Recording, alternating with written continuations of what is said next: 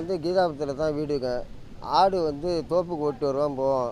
மத்தியானம் 1:30 மணிக்கு வீட்டுக்கு போன ஆட்டை 1:50க்கு ஆட்டை தூக்கிட்டாங்க. பொழியிற காரில் வந்து டோரை திறந்து ஒரு ஆள் உள்ளே இருக்கிறான், டோரை திறக்கிறான், ஒரு ஆளுக்கு உள்ளே வெளியே இருந்து தூக்கி உள்ளே போட்டுறாங்க. போட்டுட்டு இது மாதிரி 2 ஆட்டை ஏற்றிடுறாங்க. இன்னொரு எங்கள் சொந்தக்கார பையனோடது ஒரு ஆட்டை ஏற்றிடுறாங்க. ஏற்றினோடனே மீதி ஆடு 4 ஆடு 3 குட்டியும் ஒரு ஆடு பெரிய ஆடும் லவலவன்னு கத்தவும், என்னடா ஆட்டை காணோம்னு நாங்கள் எல்லாம் தேடி பார்த்தோம். தேடி பார்த்தா ஆடே கிடைக்கல.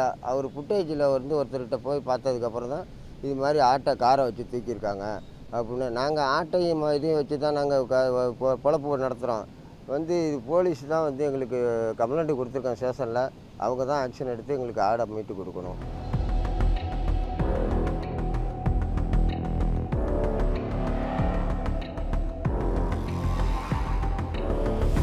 2-3 வாட்டி வந்து தெருவை பார்த்துருக்காங்க, சுற்றி பார்த்துருக்காங்க. எல்லா ஏரியா சுற்றி பார்த்துட்டு ஆடு மேயும் போது எல்லா ஆடு ஒரு 3 ஆடை தூக்கிட்டு போயிட்டாங்க. ஒரு ஆடு வந்து ஒரு 20 ஆட்டை கிட்ட இருக்குங்க. ஆடு வேலை ஆடு குட்டி போடுற எல்லாம் குட்டி போடுற ஆள் எல்லாம் ஒரு வாரத்தில் குட்டி போட்டுருங்க. 1 வாரம் 2 நாளில் குட்டி போடுற ஆடு எல்லாமே 2 நாள் 1 நாளில் குட்டி போட்டுரும். எல்லாமே ரேட்டுக்கெல்லாம் கஷ்டப்பட்டு வளர்த்த ஆடு. நாங்கள் கஷ்டப்பட்டு வளர்த்தோம். நாங்கள் இதுமாரி களவாணி விட்டாங்க. அந்த காரே என்ன விலை இருக்கும் பாருங்கள். அந்த காருக்கு தகுந்த ஆடு வருமா, அந்த ரேட்டு வருமா, அந்த ஆடு தூக்கிட்டு போயிட்டாங்க. இது